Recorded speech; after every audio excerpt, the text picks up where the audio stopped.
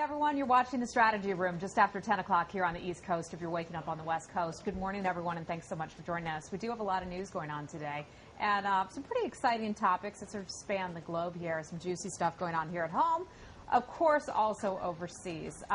Let's start out with just a couple of headlines right now. We're getting politicians' reactions to the Governor Mark Sanford scandal. And we have some excerpts from some of those love letters between Governor Sanford and his paramour. We'll read those, get the reaction of his wife, and all of that.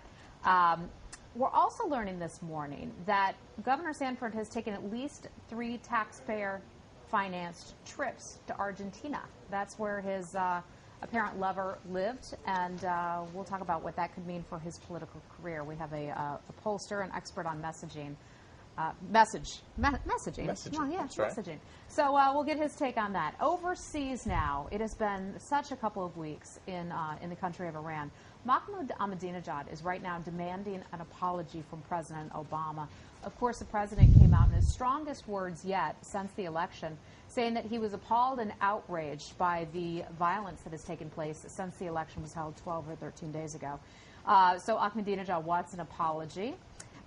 The opposition party there says they will still continue their legal challenges to that election.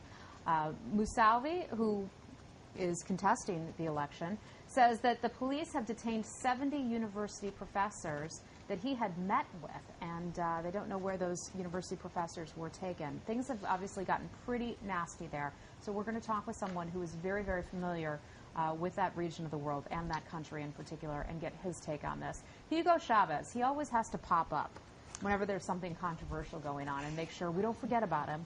Well, he is saying that the United States and European countries must have a hand in stirring up the protests in Iran. We'll talk to our Iranian expert to see what he thinks about that.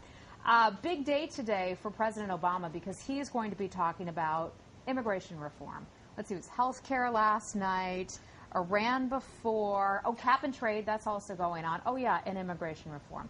He had said on the campaign trail that he wanted to push through immigration reform in his first year in office.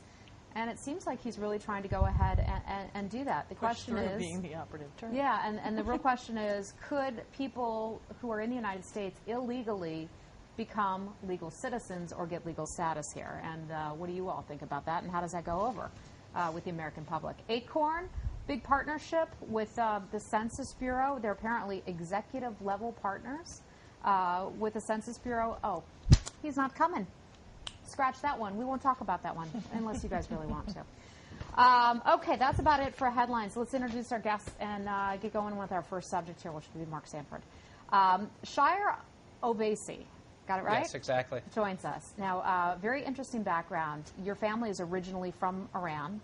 Your father left Iran, your country left Iran during the height of the revolution in 1979. Your father was the head of one of the branches of the military. Yes, my father was the commander-in-chief of the Shah of Iran's Imperial Army, and at the end of the regime was the military governor of Iran, and later on, after the passing of the Shah, was one of the main heads of the counter-revolutionary movements that were taking place outside of the country. Mostly in Iraq and other parts of the Middle East. Your family left Iran and then moved to the United States? We were given political asylum in 1979 by the U.S. government. We actually was moved here in about February of 79, and I actually was born in the United States in June of 79, and we've lived here since. We had a brief stint where we were living in Paris for about 4 years as my father was working with the Shah's son and running one of the main counter-revolutionary movements. And your father was then assassinated He in was. He was 1984. assassinated by the Islamic regime in Paris, France in 1984. Unbelievable. It's so hard for us as Americans sitting here who, unless we're attacked by random, by terrorists or something like that, it's hard for us to relate to the kind of life that your family has led and what your family has been through.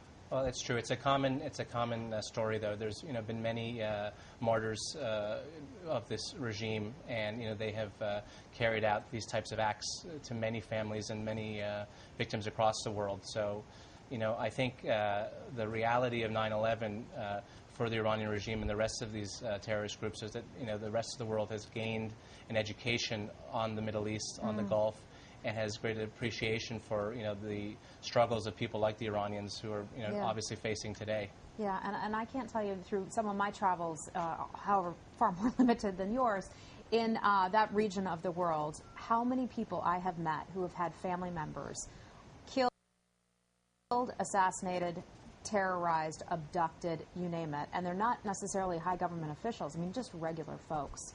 And in Iraq, in Sudan, and other places that I've been, this is a common thing. You could just walk up to somebody on the street and ask them, and they would have a horrible story about this. And it's something that we forget as Americans that so many other parts of the world have had to experience. So we're glad to have you with us here today and look forward to talking with you about that. Michael Maslansky is back. And Michael, it's been a while since we've seen another. But Michael is fabulous. He has this great job where he's the CEO of Luntz Maslansky, and they do polling. But you take that polling information about what regular folks are saying, and you help your clients get through sticky situations or come up with the best messages for handling political or corporate problems or coming up with solutions.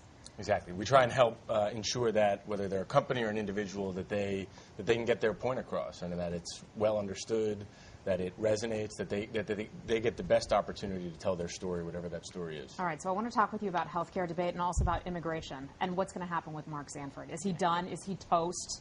So we'll Burnt. Burnt. I was talking though with some people I know well in South Carolina. And they said that the governor, at least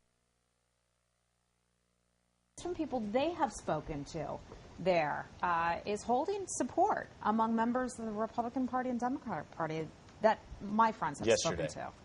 This was this morning they said this. But, you know, more stuff is coming out. And as we learn about taxpayer financed trips, we don't know yet if these were trips to see his, you know, companion or his mistress or whatever you want to call her. Or not, but certainly if those were taxpayer finance trips, then I think you're right. Absolutely. Yeah, burnt. Over. Okay, Mary Walter is back. And you guys all know Mary. Mary's a host of on Fox News Radio. When can we hear you next on that? Next week, vacation. Next week? Yes, I'll be in for Brian and the Judge. Oh, excellent. Okay, which is at noon? No, 9 a.m. 9 a.m. 9 a.m. to noon. All by yourself?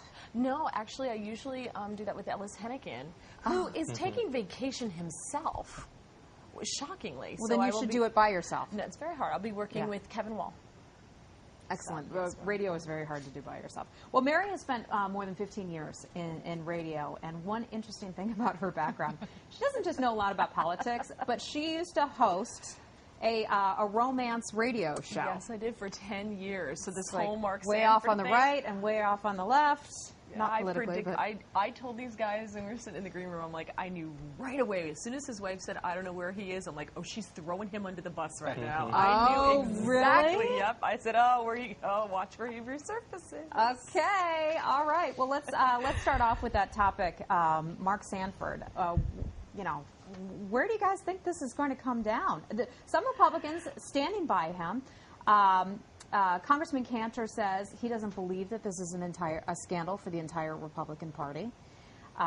Gingrich has characterized this as a personal tragedy. And Nudie would know. Do you buy that? Well, so here's the issue, and it's the one that trips up all of these political candidates. It's rarely the affair that matters. If it were just the affair, it would be an affair. It'd be, you know, Ensign who had to resign his policy post, but his career is not necessarily over. I mean, he's already off the, you know, out of the news. Right.